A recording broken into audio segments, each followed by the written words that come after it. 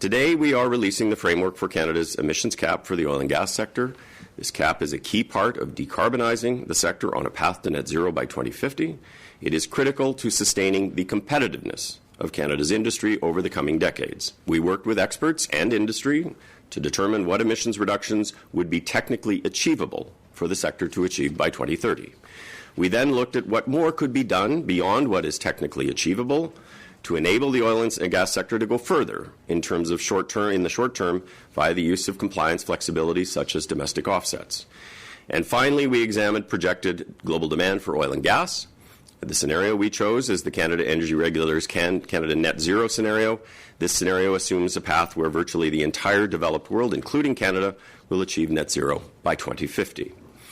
After taking all of these factors into account, we are proposing to set the cap level at 35 to 38% below 2019 levels in 2030.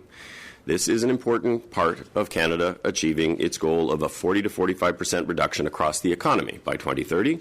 We certainly intend to consult on this approach in the coming months.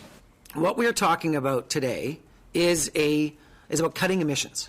This is not about capping production. And you're also going to hear people say that this is an attack on the oil and gas sector and, by extension, on Alberta.